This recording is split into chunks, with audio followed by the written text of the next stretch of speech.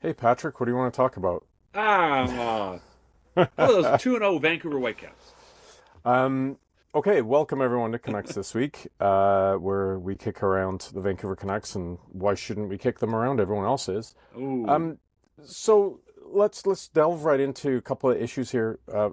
One obviously is, they make the big JT Miller trade, and everyone thinks, okay, that's a bit of a transformation for this team. yeah. And they look good without Quinn Hughes going into the break, and they come back from the break and they look terrible. Yeah. What I if you could tell me why, I'm sure you'd be making a lot of money as an NHL head coach. But what's your theories and what you're seeing? How is this? Why does this team look so much worse? I mean, they've looked It- bad all year, but well, what? Why? yeah. Why is I guess my basic question. Well, I mean, it is the thing we've talked about repeatedly, which was that this team was designed to was designed around JT Miller and Elias Pettersson being the dominant players they've been. And Miller was terrible for the most part this season. Pettersson's been almost entirely terrible this season. So, um, underlying all this has been a bad execution from the start. Um, and then on top of that, yeah, like I mean, some of it is you've got a new mix of players. It's so obvious how slow the lineup um, is when you insert Philip Hedl and Drew O'Connor. Like you see immediately what a difference they made. So, we've talked a lot about defense being a mistake this year. Well, the overall construction has been a mistake, and and fundamentally it was flawed. I guess in the end, flawed from the start, and we should have perhaps predicted this. Um, the team that had success last year was very smart in how they played, and they attacked the middle of the ice. I mean that part of Rick Tockett's frustrations, I think, is highly accurate. Like his team has been reluctant to attack the middle of the ice.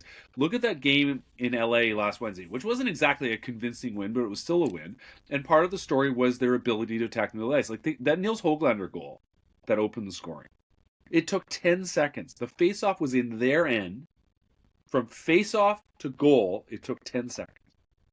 And that tells you how fast things happen. The longer you hold on to the puck, and this team has been the kings of possession, the longer you hold on to the puck, the less chance there is to score. It's just a thing.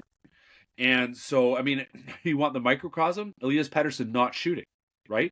Like, you want to understand why they're not shooting? Well, their star player isn't shooting. Their star forward isn't shooting. Now, is that because he's injured? I mean, they insisted before Christmas he wasn't. We know that he suffered an injury after Christmas. He clearly came back from the Four Nations with some kind of problem, right? And now he's being difficult. I mean, I'm actually talking to him. I wasn't there yesterday. They've been on the road for almost 2 weeks. We haven't seen them for a month.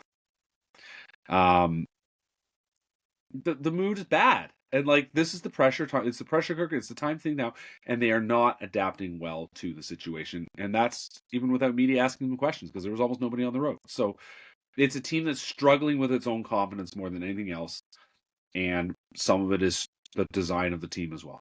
I was going to specifically get into Pettersson a bit later, but it's a natural segue to what you've raised. Okay, he's not shooting the puck. If he's not shooting the puck because he's injured, say he's injured and sit him. So I'm going to assume that he's not injured. But otherwise, you've been writing shoot the puck.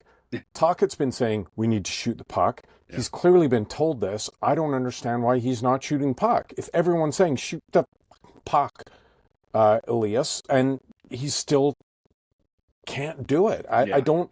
This is. I mean, it's levels of professional psychology above me, but I don't understand that. Now, one thing I wanted to ask you is, seriously, when you look at his, career trajectory, 66 points, rookie of the year, Mm-hmm. 66 points, you know, 68, 102, 89, and then this year he's fallen off a cliff. Now, I know that started midway through last year.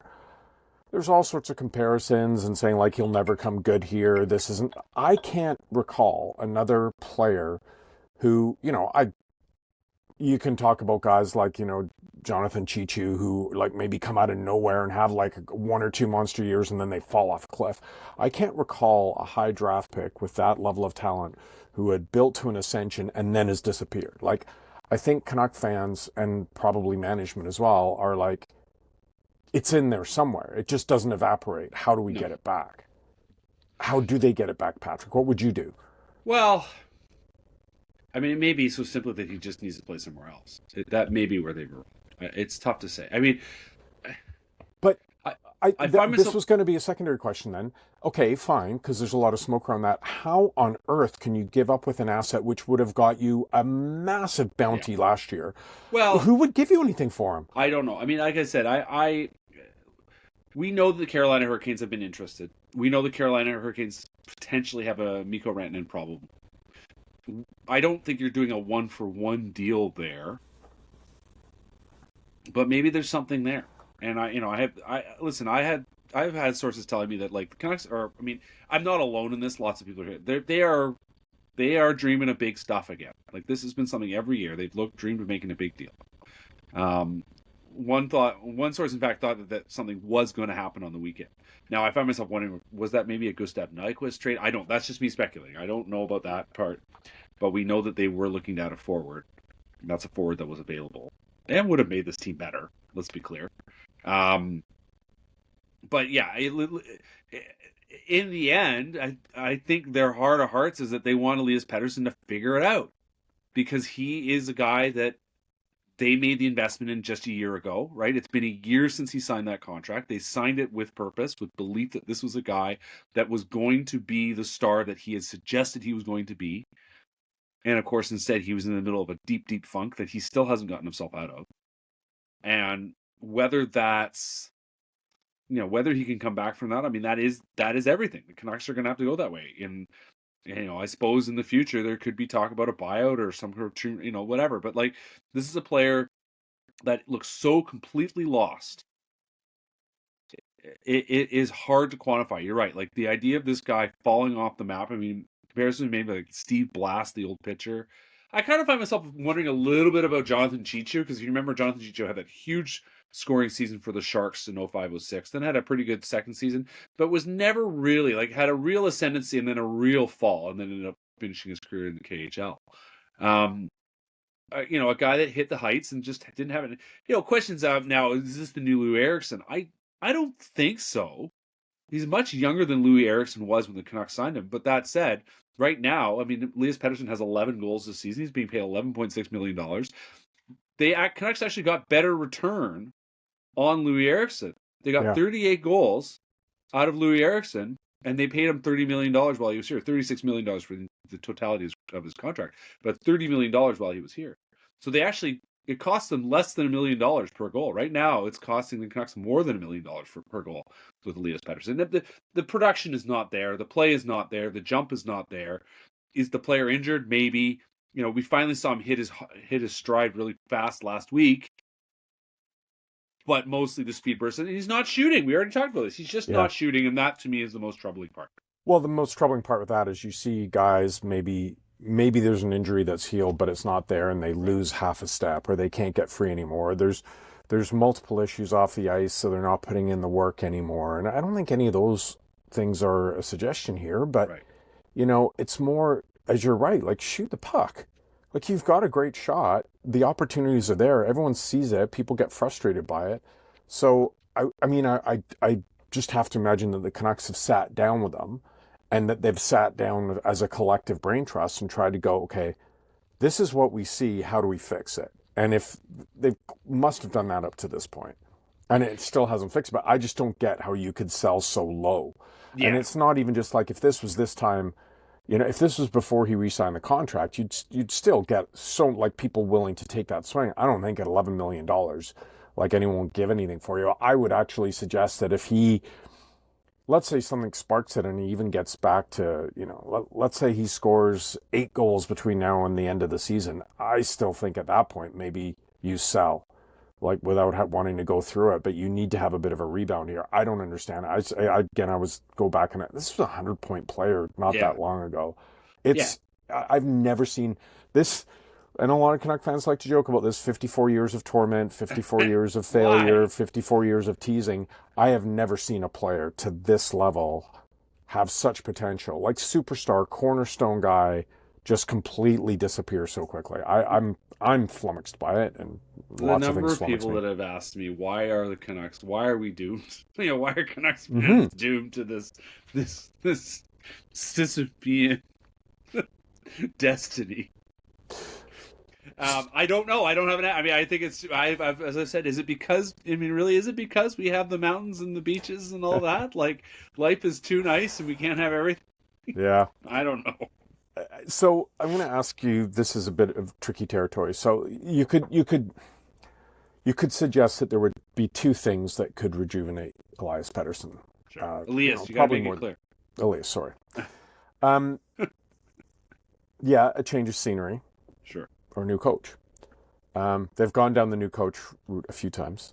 The reason I wanted to bring this up with you is I like Rick Tocchet. I liked him as a player. Mm-hmm. I like his ethos. What I saw, the way he had this team playing last year, I like that.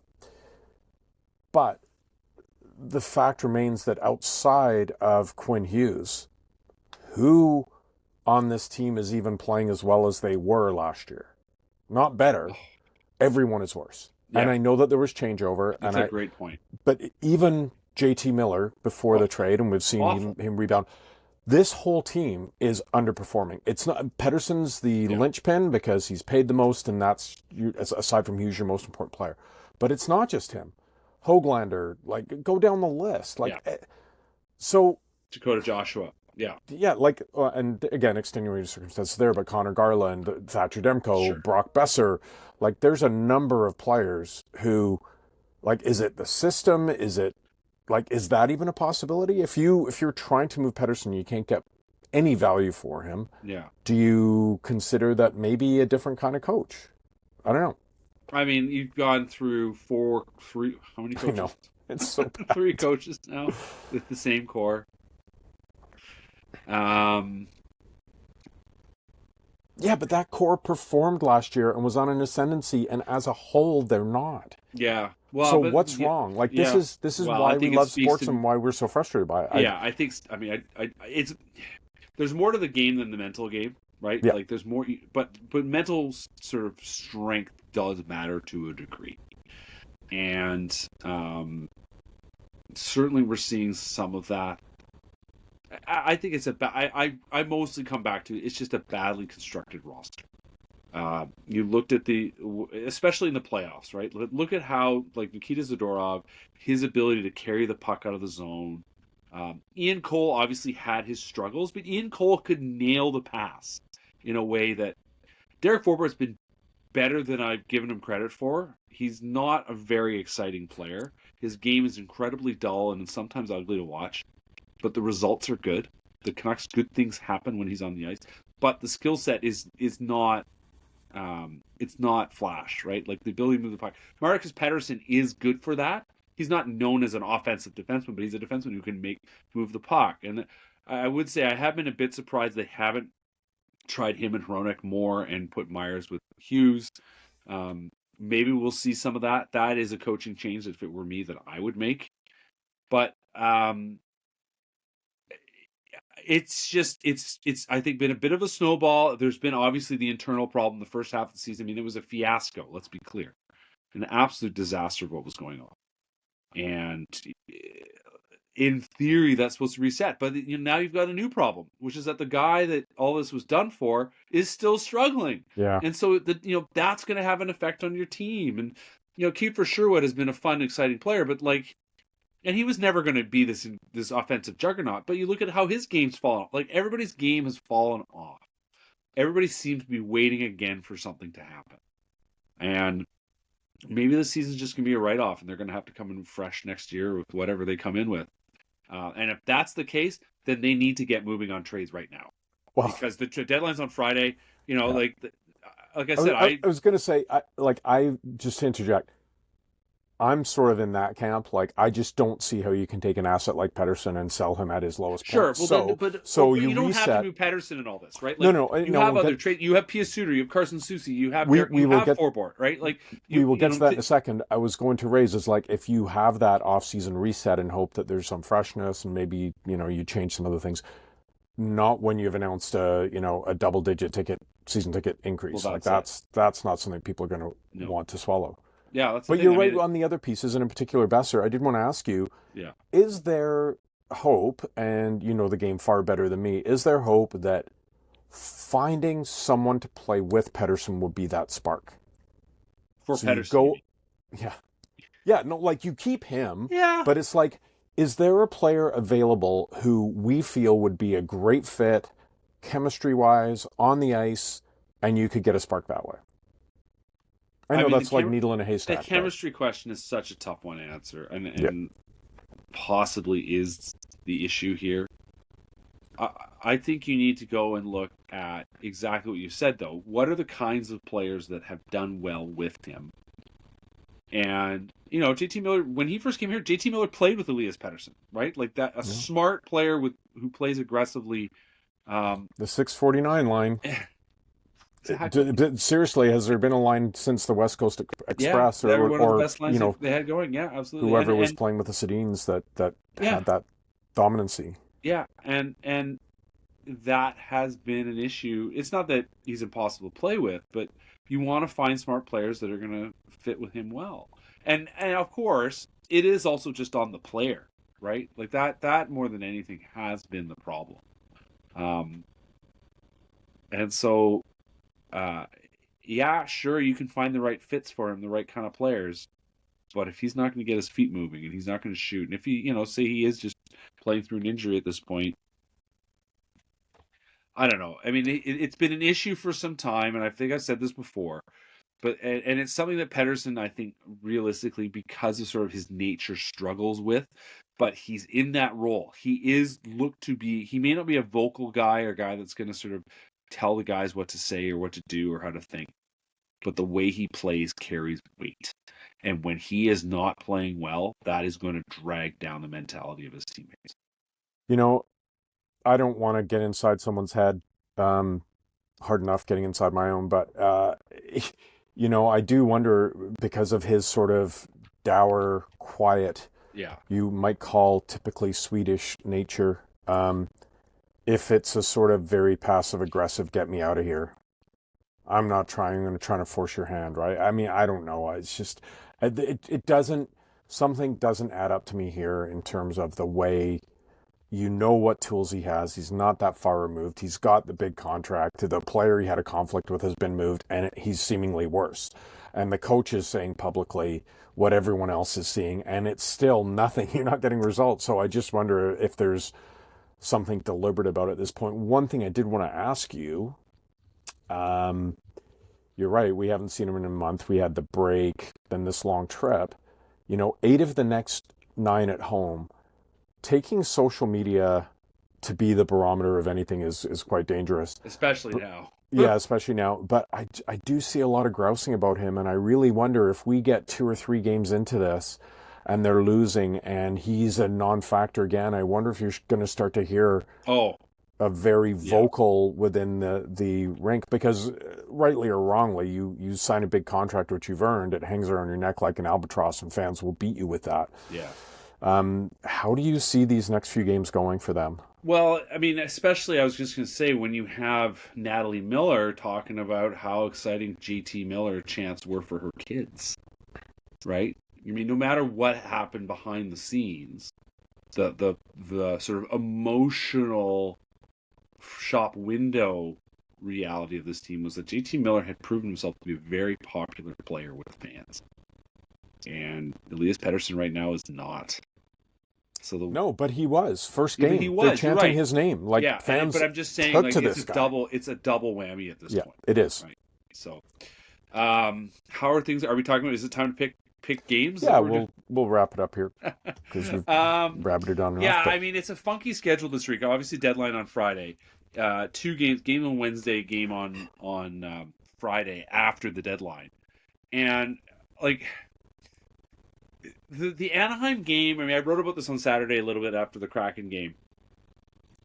The Anaheim game, like the Canucks, like Anaheim had nothing. The Canucks looked like they were ragdolling them. And then they just stopped. It was absolutely baffling to what happened. And,